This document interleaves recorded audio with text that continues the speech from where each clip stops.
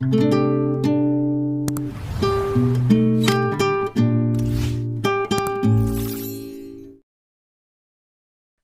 ஊராட்சி ஒன்றியத்துக்குட்பட்ட கணபதிபாளையம் ஊராட்சி மன்ற தலைவராகவும் பொது வாழ்விலும் தன்னை அர்ப்பணித்துக் கொண்டு 25 ஆண்டுகளாக மக்கள் நலப்பணியாற்றி வரும் பல்லடம் கிழக்கு ஒன்றிய திமுக செயலாளர் சோமசுந்தரம் அவர்களுக்கு கணபதிபாளையம் ஊராட்சி மக்கள் சார்பாக 25ஆம் ஆண்டு வெள்ளி விழா மற்றும் பாராட்டு விழா கணபதிபாளையம் ஊராட்சி மக்கள் சார்பாக நேற்று மாலை நடைபெற்றது. இந்நிகழ்விற்கு ஆறுமுத்தாம்பாளையம் ஊராட்சி மன்ற முன்னாள் தலைவர் சின்னப்பன் தலைமை தாங்கினார். கணபதிபாளையம் வார்டு உறுப்பினர் ரவிதாண்டபாணி வரவேற்றார். பல்லடம் கிழக்கு ஒன்றிய அவைத் தலைவர் பரமசிவம், கணபதிபாளையம் ஊராட்சி மன்ற முன்னாள் துணைத் தலைவர் வைஸ் முத்துக்குமார், மாவட்ட பிரதிநிதி தங்கவேல் ஆகியோர் முன்னிலை வகித்தனர். திருப்பூர் வடக்கு மாவட்ட திமுக துணைச் செயலாளர் வக்கீல்குமார் சிறப்பு விருந்தினராக கலந்து கொண்டு வாழ்த்துரை வழங்கினார். இதனைத் தொடர்ந்து வெள்ளிவிழா நாயகர் சோமசுந்தரம் அவர்களுக்கு ஊராட்சி பொதுமக்கள் சார்பாக 25ஆம் ஆண்டு வெள்ளிவிழா நாயகர் வாழ்த்து கேடயமும், கடந்த 5 ஆண்டுகளாக சிறப்பாக செயலாற்றிய ஊராட்சி மன்ற தலைவர் நாகேஸ்வரி சோமசுந்தரம் அவர்களுக்கும் வார்டு உறுப்பினர்கள், தூய்மை பாதுகாவலர்கள், குடிநீர் விநியோகிப்பவர்கள், கிராம ஊராட்சி அலுவலர்கள், கொரோனா சமயத்தில் சிறப்பாக பணியாற்றியவர்களை பாராட்டி நினைவு பரிசும் வழங்கி சிறப்பிக்கப்பட்டது. இதனைத் தொடர்ந்து கடந்த 25 ஆண்டுகளில் கணபதிபாளையம் ஊராட்சி சார்ந்த பள்ளிக் குழந்தைகளின் படிப்பிற்காக அன்றே பெருமுயற்சியில் தனது சொந்த நிதியின் பங்களிப்பின் மூலம் நிலத்தினை மீட்டுக் கொடுத்து இன்று உயர்ந்து நிற்கும் கணபதிபாளையம் ஊராட்சி ஒன்றிய மேல்நிலைப்பள்ளி உருவாக காரணமாக இருந்ததற்கும், தற்பொழுதும் பல்வேறு சமூக அறக்கட்டளை நிதியின் பங்களிப்பின் மூலம் அப்பள்ளிக்கு பல கோடி ரூபாயில் புதிய கட்டடங்களை பெற்று தந்தமைக்கும், நிலத்தடி நீரினை மேம்படுத்தும் வகையில் பல்வேறு குட்டைகளை தூர்வாரி அதற்கு தடுப் பணிகள் கட்டியமைக்கும், கணபதிபாளையம் பஞ்சாயத்தில் குடிநீர் வசதி, சாலை வசதி, தெருவிளக்கு வசதி, அடிப்படை கட்டமைப்பு வசதிகளை மேம்படுத்தியமைக்கும், கலைஞர் கனவு இல்லம் திட்டத்தின் மூலம் சுமார் 100க்கும் மேற்பட்ட பயனாளிகள் வீடு கட்டுவதற்கு உறுதுணையாக இருந்தமைக்கும், இதற்கெல்லாம் முத்தாய்ப்பாக தான் சொன்னதை சொல்லிய வண்ணம் இன்று வரை கணபதிபாளையம் ஊராட்சியில் மதுக்கடையில் அமைக்க அனுமதி கொடுக்காமல் மதுவில்லா ஊராட்சியாக மாற்றியற்கும் பொதுமக்கள் சார்பாக நன்றி தெரிவிக்கப்பட்டது. மேலும் இந்நிகழ்வில் மாவட்ட பிரதிநிதி செந்தில், பூமலூர் அக்ரோ சீனிவாசன், மதிமுக சார்பில் ஆர். ரவி, காங்கிரஸ் சார்பில் முன்னாள் சேர்மன் KG பாலசுப்பிரமணியம், தேவராஜ், இந்திர விஜய், கோகுல், கார்த்திக் ராஜா, கார்த்திக் ஆகியோர்கள் மற்றும் பல்வேறு பஞ்சாயத்து சார்ந்த முன்னாள் உள்ளாட்சி பிரதிநிதிகள், பொங்கலூர் மேற்கு, பல்லடம் மேற்கு, பல்லடம் கிழக்கு ஒன்றியங்களை சார்ந்த பல்வேறு நிர்வாகிகள், பொதுமக்கள் என ஏராளமானவர் கலந்து கொண்டனர். ஒன்றிய இளைஞரணி கௌதம் நன்றி தெரிவித்தார். முடிவில் அனைவருக்கும் அறுசுவை உணவு என்று வரவேற்பதில் அளவெல்லாம் மகிழ்ச்சி கொள்கிறேன். இந்த நிகழ்வு உங்களை எல்லாம் நீங்கள் பார்த்து உங்களுக்காக உங்கள் பணிகளை செய்தமைக்கு நாம் செய்கின்ற ஒரு நன்றி கடனாக நாம் இதை நினைக்கின்றோம். ஆனால் இந்த நாயகர் இதை செய்தவர் இதை மேலும் மேலும் எப்படி செய்ய வேண்டும் என்ற நல்ல எண்ணத்தோடு உள்ளவர். ஆகவேதான் நமக்கான பணிகளை செய்வதற்கு தயங்காமல் எந்த நேரத்தில் அழைத்தாலும் நாம் அந்த இடத்துக்கு செல்வதற்கு முன்பு அவர் அந்த இடத்தில் இருப்பார். அப்படிப்பட்ட ஒரு நாயகருக்கு இந்த சிறப்பு ஏற்புடையது என்று அத்தனை உள்ளங்களும் நினைத்து இந்த நிகழ்வை நாம் ஏற்பாடு செய்திருக்கிறோம். இந்த நிகழ்விலே நாம் குறிப்பாக சொல்ல வேண்டும் என்றால், ஒவ்வொரு வீட்டுக்கு ஏதாவது ஒரு வகையில் ஒரு பயன் ஏற்பட்டிருக்கும் அவரால். அப்படியாக இந்த 25 ஆண்டு கால பொது வாழ்வை சிறப்பித்த அவர் இன்னும் மென்மேலும் பல்லாண்டு காலம் இந்த பொது வாழ்விலே இருந்து நம்ம எல்லாம் நமக்கு உண்டான வழிகளை வகுத்து செய்து தர வேண்டுமாய் இந்த நேரத்திலே கேட்டுக்கொண்டு, ஏதாவது ஒரு நிகழ்வு என்று நாங்கள் அவரிடம் எடுத்து சொன்னால் அதற்கு அடுத்த நிமிடமே அந்த நிகழ்வை தன் நிகழ்வாக எடுத்துக்கொண்டு செய்யக்கூடிய ஒரே மனிதர் எங்கள் ஊராட்சி மன்றத்தினுடைய தலைவர், கிழக்கு ஒன்றியத்தினுடைய செயலாளர். எங்களுடைய ஊராட்சி இவர் ரவி தண்டபாணி சொன்ன மாதிரி ஒவ்வொரு ஊராட்சி அவரோட ஊராட்சி கனவு வளத்தை பொறுத்த வரைக்கும் நிறைய என்னென்ன வேணுங்கிறத திட்டம் போட்டு செயல்படுத்துவார். அதோட எங்களுடைய ஆறுமுத்தாம்பாளையம் ஊராட்சியும் ஒரு சைடில் வச்சுக்குவார். இதையெல்லாம் நீங்கள் வாங்கணும், இதையெல்லாம் செய்யணும். மனமாற எனக்கு ஒரு 15 ஆண்டு காலமாக இது இந்த கூட்டத்துக்காகவோ அவருக்காக சொல்லணும். எந்த ஒரு இதாக இருந்தாலும் நான் கேட்பேன், இப்படி இருக்குது, எனக்கு இது பண்ணணும், இதை செய்யணும், இதை பண்ணி கொடுக்கணும் அப்படிங்கிற போது ஒரு தொழிலோட மனம் தொழியாமல் அதையெல்லாம் எனக்கு வாங்கவோ அல்லது ஒரு இடத்துக்கு போகணுன்னா கூட என்னை அழைத்து சென்று சென்னையிலே அமைச்சர்களையோ மாவட்ட செயலாளர்களையோ சந்தித்து சில பிரச்சனைகளையாக இருந்தாலும் சரி, பிரச்சனை இல்லாத ஒரு திட்டங்கள் வருவதாக இருந்தாலும் கூட அது சிறப்பாக எனக்கு செய்து கொடுத்திருக்கிறேன் என்பதை மனதால் இந்த இடத்தில் நான் சொல்லிக்கொள்ள விரும்புகின்றேன். இந்த ஊராட்சியிலே அழிக்க முடியாத தடங்களை பதித்திருக்கிற ஊராட்சி மன்ற தலைவர், பல்லடம் கிழக்கு ஒன்றியத்தினுடைய திராவிட முன்னேற்ற கழகத்தின் ஒன்றிய செயலாளர், அவரோடு இணைந்திருக்கிற துணைவியார் திருமதி நாகேஸ்வரி சோமசுந்தரம் இருவருக்கும் 100 ஆண்டுகள் கடந்தால் நூற்றாண்டு விழா, 75 ஆண்டுகள் கடந்தால் பவள விழா, 60 ஆண்டுகள் கடந்தால் வைர விழா, 50 ஆண்டுகள் கடந்தால் பொன் விழா, அந்த வரிசையிலே 25 ஆண்டுகள் கடந்திருக்கிற உங்களுக்கு வெள்ளி விழா இப்போது தொடங்கி இருக்கிறது. 25 ஆண்டுகள் ஒரு ஊராட்சி மன்றத்திலே பணிபுரிவது என்பது, அதுவும் தொடர்ந்து 25 ஆண்டுகள் ஒரு ஊராட்சி மன்றத்தில் தலைவராக இருப்பது என்பது சாதாரண மனிதனுடைய சர்வசாதாரணமாக எந்த மனிதனாலும் இருந்துவிட முடியாது. அவருடைய உழைப்பு, அவருடைய பணி, அவர் செய்திருக்கிற இந்த ஊராட்சி மன்றத்திற்கு செய்திருக்கிற பல்வேறு பணிகள் மக்கள் மனதிலே அவர் எந்த அளவுக்கு ஆழ பதிந்திருந்தால் 25 ஆண்டு காலம் தொடர்ந்து இந்த ஊராட்சி மன்றத்தை தக்க வைத்துக் கொண்டிருக்கிறார் என்பதுதான் நிதர்சனமான உண்மை. அண்ணனுடன் நான் 2006 முதல் இன்று வரை கனவிவளையம் ஊராட்சி மன்ற தலைவர் சோமசுந்தரத்துடன் பயணித்துக் கொண்டிருக்கின்றேன்.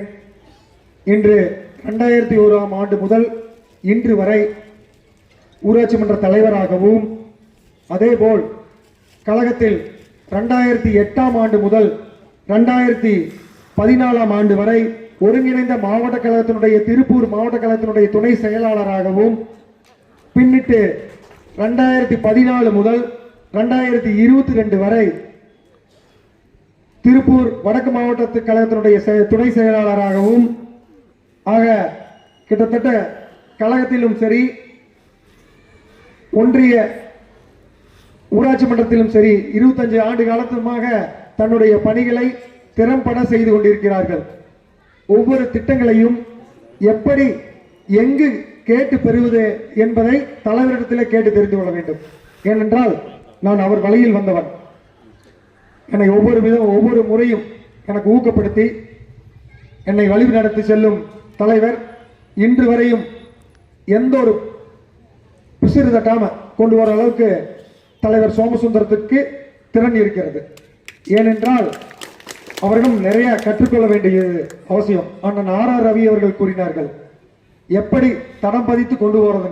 தலைவர் தடம் பதித்துக் கொண்டிருக்கிறார், நீங்கள் எல்லாரும் வழிநடத்தி கொண்டிருக்கிறீர்கள். ஏனென்றால் இத்தனை இளைஞர் படை எங்குமே இருக்காது.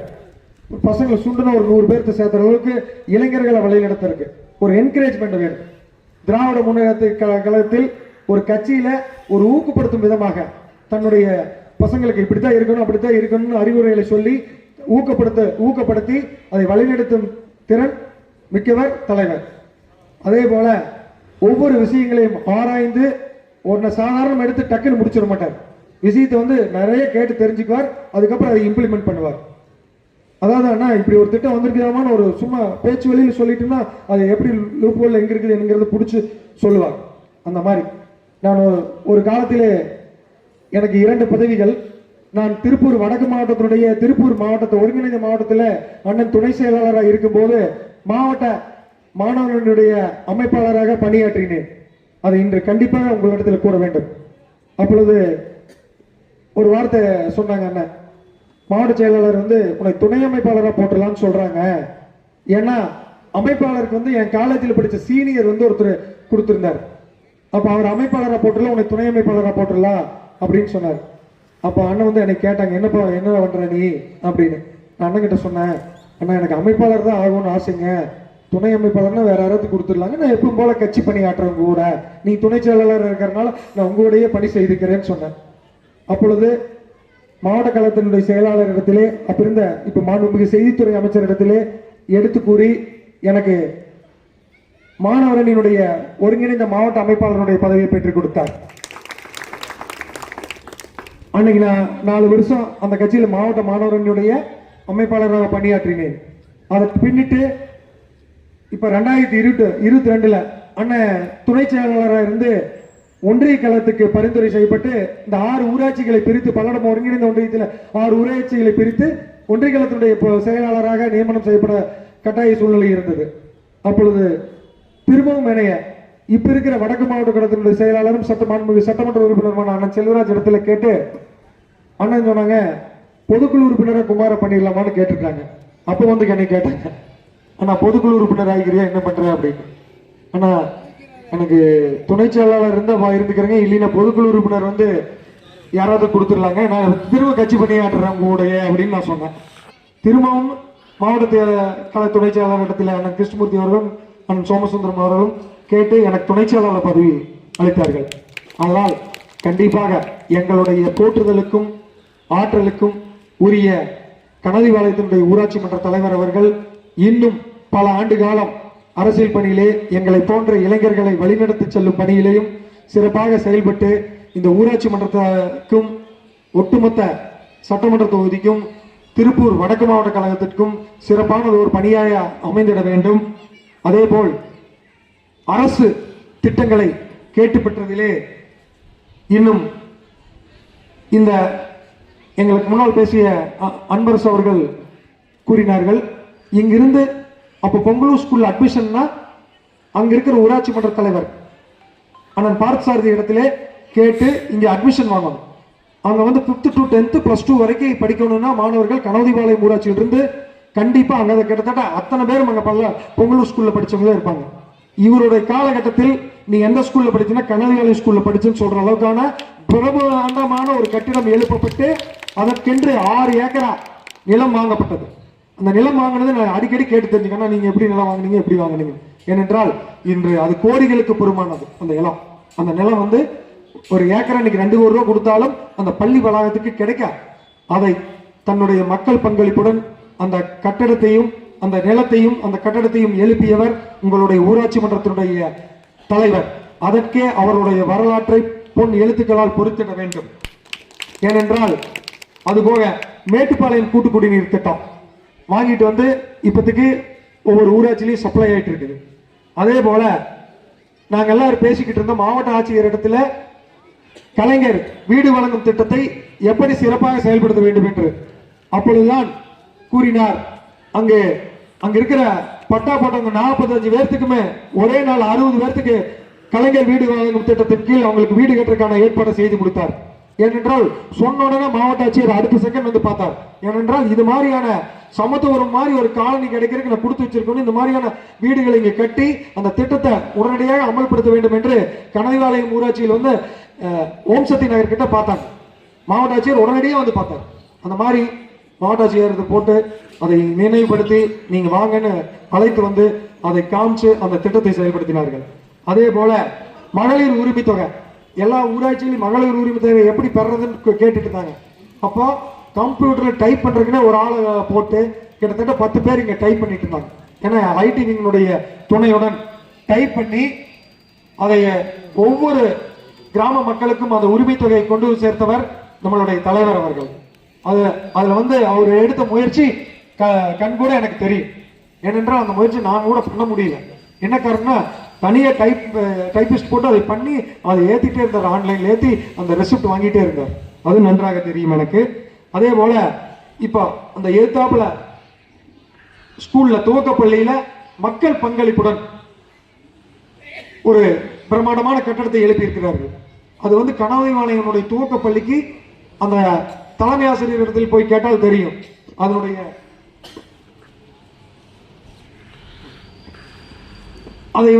அதை எழுப்பி அந்த கட்டடத்தில் வந்து அந்த மாதிரியான வடிவமைப்புகள் தமிழகத்தினுடைய அரசு அதற்கான வடிவமைப்பு கொடுத்திருக்கிறாங்க.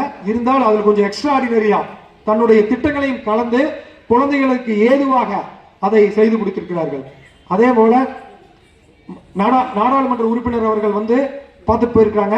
கணினிகள் வந்து கொடுக்கறதுக்கான மாணவர்களுக்குன்னு சொல்லிட்டு கம்ப்யூட்டர் லேப் அதாவது திறன் வாய்ந்த கம்ப்யூட்டர் லேப் ரொம்ப டெக்னாலஜியோட கொடுக்கக்கூடிய லேப் ஒன்று உருவாக்க இருக்கிறாங்க. அதுவும் உங்க கனவுவாளையம் ஊராட்சிக்கு கிடைக்க இருக்கிறது. அதே போல 2 கோடி ரூபாய் பெருமானம் உள்ள வட்டமேஜை இது பயன்பாட்டிற்கு வர உள்ளது. அதே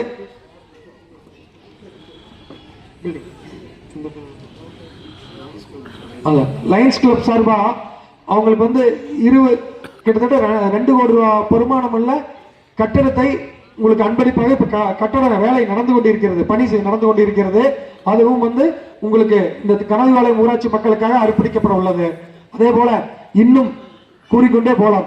கிட்டத்தட்ட 2001 இன்னைக்கு வரைக்கும் தலைவர் என்னென்ன திட்டங்களை கனவுவாளையம் ஊராட்சிக்கு கேட்டு பெற்றிருக்கிறார் என்றால், கோடி கைகளை உயர்த்தினால்தான் கோரிக்கைகளை பெற முடியும் என்ற வாக்கு கிணங்க ஒவ்வொரு முறையும் ஒவ்வொரு கூட்ட அரங்கிலும் தன்னுடைய கோரிக்கைகளை கனவுவாளையம் ஊராட்சிக்கு என்று தனித்துவத்துடன் எழுப்பிக் கொண்டே இருப்பார். அதனுடைய முத்திரையாகத்தான் இந்த திட்டங்கள் செயல்பாட்டிற்கு கனவுவாளையம் ஊராட்சி மன்றத்திற்கு வந்திருக்கிறது என்று கூறி, அதே போல் தலைவர் அவர்களை வாழ்த்த வயதில்லை வணங்கி மேலும் மேலும் தன்னுடைய பணி சிறக்க, அதே போல் இந்த 5 ஆண்டு காலமும் அவருடைய துணைவியாருடன் திறன்பட செயல்பட்டு இந்த ஊராட்சி மன்றத்தினுடைய வார்டு உறுப்பினர்களுக்கு கேட்கும் கோரிக்கைகளை உடனடியாக நிறைவேற்றி அவர்களையும் தன்னுடைய பிள்ளைகளாக ஒரே கனவுவாளையத்தை ஒட்டுமொத்த தலைமையாக நினைத்து கருதி அவர்களுக்கும் செய்து கொடுத்து இதை இந்த ஊராட்சியை சிறப்புமிகு ஊராட்சியாக நடத்தி கொண்டிருக்கும் தலைவர்களுக்கு என்னுடைய மனமார்ந்த வாழ்த்துக்களை தெரிவித்துக் கொண்டு எனக்கு இந்த வாய்ப்பை நல்கிய உங்களுக்கு மீண்டும் ஒரு நன்றியை தெரிவித்துக் கொண்டு வாய்ப்புக்கு நன்றி பாராட்டி விடைபெறுகிறேன். நன்றி, வணக்கம். ஊராட்சிக்கு நான் பொறுப்பேற்ற 2001 வந்த பொழுது சின்ன பையனாக வந்து இன்று நல்லதொரு அனுபவம் பெற்றிருக்கின்ற ஊராட்சியுடைய செயலாளர் பிரபு சங்கர் அவர்களே,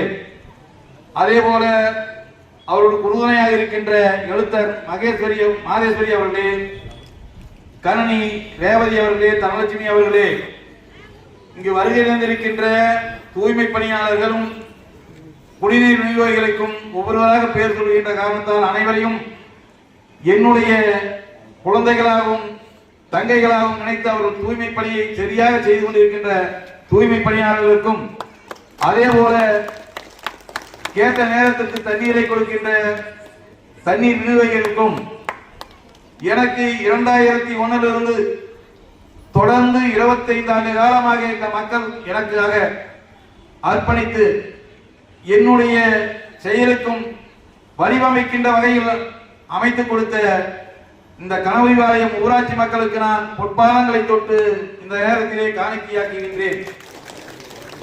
காரணம், ஒன்றும் அறியாத நான் சிறுவனாகி 2001 பதவி வருகின்ற பொழுது எனக்கு அரசியல் அனுபவமோ பஞ்சாயத்தினுடைய அனுபவமோ ஊராட்சி எங்கிருக்கிறது, மணியார் ஆபீஸ் எங்கிருக்கிறது என்று கூட தெரியாமல் நான் 2001 பதவியேற்றவுடன் அந்த காலகட்டம் அதிமுகவுடைய காலகட்டம். அப்பொழுது இங்கே இருந்தவர் அமைச்சர் சேமா வேலுச்சாமி அவர்கள் 40 ஆண்டு காலம் எங்களால் தொடர்ந்து நாங்கள் ஜெயிக்க முடியாது இருந்த காரணத்தால் நான் அந்த இடத்திலே வந்து அந்த ஆட்சியாக இருந்தாலும் கூட என்னை அனுசரித்து நானும் அவர்களோடு அனுசரித்து 2001 2006 வரை என்னை தேர்ந்தெடுத்த மக்களுக்கு நான் முதலில் என்னுடைய தாய்க்கும் என்னுடைய குடும்பத்தாரும் உங்களுக்கு நன்றிக்கு உள்ளவர்களாக இருப்போம் எப்பொழுதும்.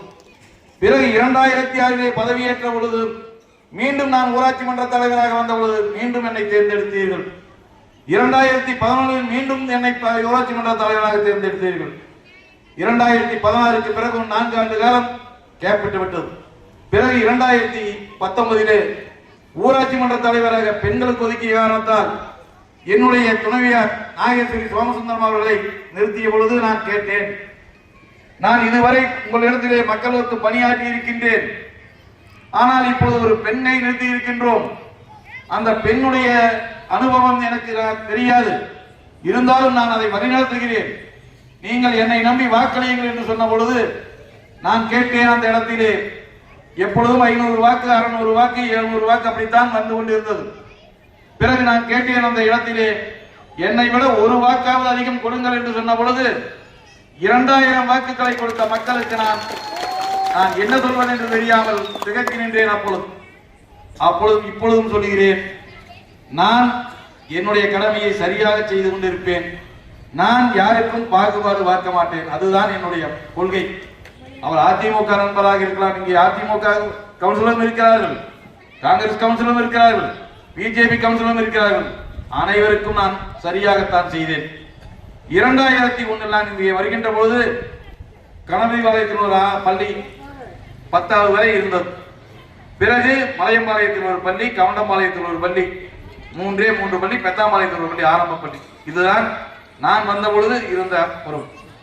பிறகு அதை நான் முதலாக மாதேஸ்வர நகருக்கு ஒரு ஆரம்ப பள்ளியை உருவாக்க வேண்டும் என்று சொல்லி போராடி அதை ஆரம்ப பள்ளியாக உருவாக்கப்பட்டது அங்கே.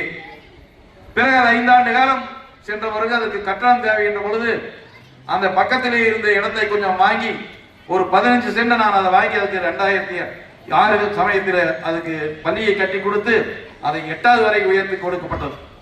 பிறகு குங்குமபாளையத்திலிருந்து வருகின்ற மக்கள் எல்லாம் அவர்கள் அவ்வளவு தொலை வர வேண்டும் என்று எண்ணி கேட்ட பொழுது அங்கே ஒரு ஆரம்ப பள்ளியை உருவாக்க வேண்டும் என்று சொன்ன பொழுது அங்கே உடனடியாக நான் ஆரம்ப பள்ளியை குங்குமபாளையத்தில் உருவாக்கப்பட்டது. பிறகு ஒவ்வொரு நாளும் எல்லோரும் பேசினார்கள். எனக்கு முன்னால் பேசியவர்கள் எல்லோரும் சொன்னார்கள், இங்கிருந்து நாம் செல்ல வேண்டுமேனால் இங்கிருக்கின்ற படிக்கின்ற குழந்தைகள் எல்லாம் ஒன்னா பொங்கலூர் போய் பார்த்து சார் பார்க்கணும், இல்லைன்னா பல்லடம் போகணும், இல்லைன்னா பெருந்தொழூர் போகணும், இல்லைன்னா திருப்பூர் போகணும். இதை தவிர நாம் வேறு எங்கும் இந்த மக்கள் செல்வதற்கு வசதி இல்லை. இங்கே நெசவாளர் நிறைந்த பகுதி, ஆதிதிரான மக்கள் நிறைந்த பகுதி. அவர்கள் குறிப்பிட்டதற்கு மேல் அங்கே செல்வதற்குண்டான வசதி வாய்ப்புகள் இல்லை.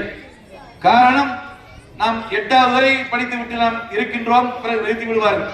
ஏனென்றால் 9வதுக்கு மேல் போவதற்கு இங்கே வசதி வாய்ப்பு இல்லாத காரணத்தால் 10வது வரை இருந்த பள்ளியை 12 வரை உருவாக்க வேண்டும் என்று சொன்ன பொழுது எனக்கு முன்னால் பேசிய வக்கீல் குமார் சொன்னார்கள், அந்த இடத்தை வாங்குவதற்கு எத்தனை கஷ்டப்பட்டோம் என்று சொல்லி. அதை கஷ்டப்பட்டு அந்த இடத்தை வாங்கி அதை பணத்தை கொடுத்து அங்கே இடத்தை வாங்கி 5 ஏக்கர் 32 சென்ட் இடத்தை வாங்கி அதுக்கு SSA மூலமாக பள்ளியை கட்ட வைத்து பிறகு கட்டணம் தேவைப்படுகின்ற பொழுது உடனடியாக சொல்லியும் டாப்லைட்லையும் சொல்லி அங்க 2 பில்டிங் வாங்கி எல்லாத்தையும் வாங்கி வச்சு அதை பில்டிங்கை கட்டி அந்த பள்ளிக்கூடம் 12வது வரைக்கும் படிச்சு அதை உருவாக்கப்பட்டது. அதை உருவாக்கி கொண்ட பொழுது நம்முடைய கல்வித்துறை அமைச்சராக இருந்த தங்கம் தென்னரசரும் சாமிநாதன் அவர்களும் நெடுஞ்சாலைத்துறை அமைச்சர் அது வந்து திரைப்பட செய்தி என்ற பொழுது நான் சொன்னேன். அப்பொழுது கலைஞர் டிவி அங்கு ஒடுத்துக் கொண்டிருந்த பொழுது இந்த பகுதிக்கு நீங்கள் +2 வரைக்கும் உருவாக்கி கொடுக்க வேண்டும். அதோடு இல்லாமல் அந்த +2 வரைக்கும் உருவாக்குவது முக்கியமல்ல, அந்த குழந்தைகள் இதே பணியில் பரீட்சை எழுத வேண்டும். ஏனென்றால் வேறு எழுதுவதற்கு பரீட்சை எழுதுவதற்காக உங்களோடு செல்ல வேண்டி இருக்கின்ற காரணத்தால் பரீட்சைகளுக்கு சென்றறிக்க வேண்டும் என்று சொன்ன பொழுது சரி பார்க்கலாம் என்று சொல்லிவிட்டு சென்னை போனவுடன் உடனடியாக போன் செய்து அங்கு உங்களுடைய பள்ளியை தேர்வு செய்திருக்கிறோம். 12வது வரை உருவாக்கப்பட்டது அன்று. அப்படி பிறகு எல்லோரும் ஆங்கில கல்வியை படித்துக் கொண்டு இருக்கிறார்கள். நம்முடைய குழந்தைகள் மட்டும் ஏன் தமிழ் வழி கல்வியை படிக்க வேண்டும் என்று சொல்லி ஆங்கில வழி கல்வி வேண்டும் என்று கொண்டு போராடி அதை நம்முடைய கணபதிபாளையத்தில் மட்டும்தான் 1வதிலிருந்து 12வது வரை ஆங்கில கல்வியும் இங்கிலீஷ் மீடியமும் தமிழ் மீடியம் இருக்கிறது என்பதை இந்த நேரத்தில் நான் பெருமையோடு சொல்ல கடமைப்பட்டிருக்கிறேன். அதுவும் உங்களுடைய ஆதரவோடு. பால்வாடியை எடுத்துக்கொண்டோமேயானால் அப்பொழுது மலையம்பாளையமும் கணபதிபாளையம் மட்டும்தான் இருந்தது. பிறகு கவுண்டம்பாளையத்தில் ஒரு பால்வாடி, மாதேஸ்வரர் ஒரு பால்வாடி, குங்குமபாளையத்தில் ஒரு பால்வாடி, நல்லூர் பாளையத்தில் ஒரு பால்வாடி உருவாக்கப்பட்டு அனைத்துக்கும் அத்தனை பால்வாடிகளுக்கும் கட்டடத்தை கட்டி கொடுக்கப்பட்டது. இந்த 5 முறை 2001க்கு பிறகு இதெல்லாம் நடந்தது. இங்கே அமர்ந்திருக்கிறதே பால்வாடி, அதுவும் நாங்கள் வந்து கட்டியது. மணியார் ஆபீஸ், பஞ்சாயத்து ஆபீஸ் அத்தனையும் நாங்கள் செய்தோம். இதற்கு பிறகும் இந்த பகுதிகளிலே கோயில்கள் எல்லாம் எந்தெந்த ஊர்களில் கோயில்கள் வேண்டுமோ அந்தந்த ஊர்களில் கோயில் கட்டப்பட்டது. அத்தனை கோயிலும் எங்கெல்லாம் விநாயகர் கோயில் வேண்டுமோ, முருகர் கோயில் வேண்டுமா, எல்லா கோயிலும் கட்டப்பட்டது. கோயில்களை கட்டியதோடு இல்லாமல் அதை சுற்றியும் காங்கிரீட் தளம் அமைக்கப்பட்டு அங்கு அத்தனை வசதிகளோடு அங்கு செய்து கொடுக்கப்பட்டது. நீங்க இங்கே இருக்கின்ற மாரியம்மன் கோயில் நான் வந்த பொழுது அறவாசியோடு நின்றது. எல்லோரும் அதை நிறுத்திக் கொண்டே இருந்தார்கள். ஏதோ ஒரு காரணத்துக்காக நின்று கொண்டது. எப்படியாவது ஒரு முயற்சி செய்து அதை கட்ட வைத்துக் பொழுது எனக்கு முன்னால் இருந்த ரங்கசாமி செட்டியார் என்பவர் பஞ்சாயத்து பிரசிடண்டாக இருந்தார். அவருடைய மனைவியார் வந்து என்னிடத்தில் அருகிலே வந்து, தம்பி நீ உண்மையிலுமே பாராட்ட வேண்டிய விஷயம், நீ இந்த கோயிலுக்கு வந்து நின்று இப்படி கட்டியிருக்கிறார், பாராட்ட வேண்டிய விஷயம் என்று சொன்னார்கள். அந்த தாயினுடைய ஆசீர்வாதத்தால் தான் நான் தொடர்ந்து செய்து கொண்டே இருக்கிறேன். அதற்கு முக்கிய காரணம் இந்த சவுண்டமனம் இந்த பட்டத்தளர்ச்சி அமலும் தான் எனக்கு உறுதுணையாக இருக்கிறார்கள் என்பதை இந்த நேரத்தில் நான் கடமைப்பட்டிருக்கின்றேன். எத்தனை எத்தனை என்னென்ன தேவைகள் என்பதை அறிந்து அதை உடனுக்குடன் செய்து கொடுக்கக்கூடிய அந்த உதவியும், அதே போல நாம் இங்கே வந்துகின்ற பொழுது அந்த 5 ஏக்கர் ஒரு இடத்தை வாங்கி அது அப்படியே நடந்துட்டு வந்து பிரச்சனையாக்கணும். பிறகு அதை போன ஆட்சி காலத்தில் கொஞ்சம் 20 வருஷம் கொடுத்தாங்க. பிறகு நாம வந்து 197 பேருக்கு பட்டா கொடுத்து போட்டு அந்த பட்டாவை வாங்குறதுக்கு கலைஞர் கனவு இல்லம் கலைஞர் நகர் என்று பெயர் வைத்து நான் யோசித்துக் கொண்டிருந்த சமயத்தில் தான் நம்முடைய அரசாங்கம் கலைஞர் கனவு இல்லம் என்ற ஒரு திட்டத்தை கொண்டு வந்த பொழுது மாவட்ட ஆட்சியரிடத்திலே சொல்லி இப்பொழுது இருக்கின்ற மாவட்ட செயலாளர் செல்வராஜிடம் சொன்ன பொழுது அங்கே காரணம் இருந்த பொழுது மாவட்ட ஆட்சியரை கையோடு கூட்டிட்டு வந்து அந்த இடத்தை பார்க்க வைத்து 186 பேருக்கு இப்பொழுதும் வருகின்ற காலத்தில் 28 பேருக்கும் கிட்டத்தட்ட 130 பேருக்கு அந்த கலைஞர் வீடு அங்கு வந்திருக்கிறது. அத்தனை பேருக்கும் அங்கே கலைஞர் வீடுகள் கட்டி கொடுக்கப்படும். அதே போல தொடர்ந்து நாங்கள் உங்களுக்காக உறுதுணையாக இருப்போம். நீங்கள் எந்த நேரத்தில் கூப்பிட்டாலும் நான் ஒரு நாளும் உங்களுக்கு நான் எந்த நேரத்திலும் என்ன என்று கூட கேட்பதில்லை. நீங்கள் வருவார்கள், நான் இங்கிருந்து செல்லுவேன். எம்ஏ நகர் இடத்தில் ஒருவர் வந்து கையெழுத்து கேட்டால் அந்த இடத்திலே கையெழுத்தை நிறுத்தி கையெழுத்தை போட்டுவிட்டு போவதுதான் என்னுடைய பழக்கம். ஆகவே இந்த தாய்மார்கள் 100 நாள் வேலை திட்டத்திற்கும் அப்படித்தான். நீங்கள் எத்தனை கிளஸ்டர் வேணுமானால் செய்யுங்கள், வயதானவர்களுக்கும் அவருக்கு உறுதுணையாக இருங்கள் என்று சொல்லி இருக்கின்றோம். அதை போல மீண்டும் மீண்டும் நான் சொல்லுகிறேன், இந்த ஒரு பெருமை வாய்ந்த இதை செய்ததுக்கு இந்த ஊர் மக்கள் சார்பாக எனக்கு இப்படி பாராட்டுவீர்கள் என்ற நான் கனவில் கூட நினைத்து பார்க்கவில்லை. ஆனால் நீங்கள் என் மீது வைத்திருக்கின்ற பாசம் தான் அது. நான் உங்கள் மீது வைத்த பாசம் கடுகளவு இருந்தாலும் கூட நீங்கள் வைத்திருக்கின்ற பாசம் மலையளவாக இருக்கிறது என்பதை இந்த நேரத்திலே நான் கடமைப்பட்டிருக்கின்றேன். அதே போல ஒவ்வொரு வார்டுகளாக நான் இங்கே எத்தனை பேருக்கு எப்படி செய்தோம் என்பதை இந்த நேரத்திலே கூற கடமைப்பட்டிருக்கின்றோம். வார்டுக்கு 1 கோடி ரூபாயும், 2வது வார்டுக்கு 94 லட்சமும், 3வது வார்டுக்கு 98 லட்சமும், 4வது வார்டு அதாவது 4வது வார்டு அதிமுக ராஜலிங்கம், அது அதிமுக வார்டு இருந்தாலும் அவருக்கு கொடுக்கப்பட்டது 1,34 லட்சம். இங்கதான் பாகுபாடு பார்ப்பதில்லை என்று சொல்கிறேன். நான் யாருக்கும் பாகுபாடு பார்ப்பது. அதே போல 5வது வார்டு 98 லட்சம், 6வது வார்டு 84 லட்சம், 7வது வார்டு 98 லட்சம், 8வது வார்டு 1,10 லட்சம், 9வது வார்டு 77 லட்சம், 10வது வார்டு 1,16 லட்சம், 10வது வார்டு 11வது வார்டு 98 லட்சம், 12வது வார்டு 1 கோடி ரூபாய். ஆக மொத்தம் 13 கோடி ரூபாய்க்கு இந்த 5 ஆண்டு காலத்திற்குள் நாம் செய்து கொடுத்திருக்கின்றேன். இதை விட ஒண்ணு, 5 ஆண்டு காலம் முழுமையாக நாம் செய்ய முடியவில்லை. 2 ஆண்டு காலம் கொரோனா காலம். அந்த கொரோனா காலத்தில் அனைவரையும் ஊட்டை விட்டு வெளியே வர முடியாத சூழல் உருவாக்கப்பட்டது. அந்த சூழ்நிலையில் என்னுடைய சக்திக்கு மீறி, என்னுடைய சக்திக்கு எவ்வளவு முடியுமோ என்பதை அறிந்து அத்தனை பேருக்கும் வீடு வீடாக சென்று 10 கிலோ அரிசி, 5 கிலோ அரிசி என்று யாரையும் பார்க்காமல் மாஸ்கை போட்டுக்கொண்டு முருகவர் செட்டியாரை கேட்டை எடுத்து விடுவார்கள். இருந்தாலும் அதை மீறி அங்கே கொண்டு போய் சொல்லி அந்த வீடு வீடாக அனைவருக்கும் அங்கே அந்த நேரத்தில் அந்த குழந்தைகள் ஏதாவது நாம் குடிக்கிற கஞ்சியில் அரைக்கஞ்சியாவது குடிக்க வேண்டும் என்று சொல்லி அனைவருக்கும் அந்த கொரோனா சமயத்தில் நான் என்னால் முடிந்த உதவியை செய்தேன். அந்த உதவிக்கும் அந்த நன்றி கடனுக்கும் நீங்கள் இப்பொழுது எனக்கு இப்படி ஒரு பாராட்டு வைத்திருக்கிறீர்கள் என்ற பொதுக்கூட்டத்தை போல நடந்திருக்கிறது. நான் சொன்னேன், இப்படி வேண்டாம், ஒரு சாவியை போட்டால் போதும் என்று சொன்ன பொழுது இங்க இருக்கின்ற என்னோடு இருக்கின்ற இந்த பசங்கள்லாம் ரொம்ப ஆர்வமா இருந்தாங்க. நான் இதுவரைக்கும் இங்க வந்து கூட பார்க்கல, இப்படி போட்டிருக்காங்க கூட காலையில கெட்டியே பார்க்கணும். ஆனா இந்த அளவுக்கு அந்த பசங்க வந்து செஞ்சிருக்கிறதுக்கும் அந்த பசங்களுக்கும் அதோடு ஒத்துழைச்ச அத்தனை பேருக்கும் நான் நன்றி உள்ளவனாக இருப்பேன், நன்றியோடு இருப்பேன் என்பதை மட்டும் நான் கடமைப்பட்டிருக்கேன். எனக்கும் என்னுடைய குடும்பத்தாருக்கும் உங்களுக்கும் நான் என்ன தேவை என்பதை சொல்லுங்கள். நீங்கள் சொல்லிக்கொண்டே இருங்கள், நான் செய்து கொண்டே இருக்கிறேன். ஆகவே நீங்கள் இந்த நேரத்தில் இப்படி ஒரு பாராட்டுகளாக வைத்ததற்கு நான் உண்மையிலுமே மனதார எங்கள் குடும்பத்தின் சார்பாக நான் நன்றி கலந்த வணக்கத்தை தெரிவித்துக் கொண்டும், நான் சார்ந்திருக்கின்ற திராவிட முன்னேற்ற கழகத்தின் சார்பாகவும் தலைவர் கலைஞனுடைய வழிகொண்டலாக இருக்கின்ற உதயநிதி சார்பாகவும் தளபதியாருடைய சார்பாகவும் அனைத்து மக்கள் சார்பாகவும் பொதுமக்கள் சார்பாகவும் இந்த பாராட்டு விழாவை நான் ஏற்புரையாக ஏற்று உங்களுக்கும் நான் எப்பொழுதும் ஒரு அடிமை தொண்டனாக இருப்பேன் என்பதை கூறி, எனக்கு மீண்டும் ஒரு முறை உங்களுக்கு நான் நன்றியுள்ளவனாக இருப்பேன் என்பதை கூறி, அனைவருக்கும் நான் எப்பொழுது நீங்கள் கூப்பிட்டாலும் வருவேன்.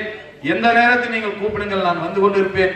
உங்களுக்கு என்ன ஒரு தேவையோ என்பதை சொல்லுங்கள், அதை செய்து கொடுக்க அந்த அடியேன் கடமைப்பட்டிருக்கின்றான் என்பதையும் கூறி, நான் ஆரம்பித்த பொழுது நான் 2001 ஆரம்பித்தேன். அந்த வாசகம், இந்த கருவா பையனுக்கு ஒரு வாக்கு தாருங்கள் என்று சொன்னேன்.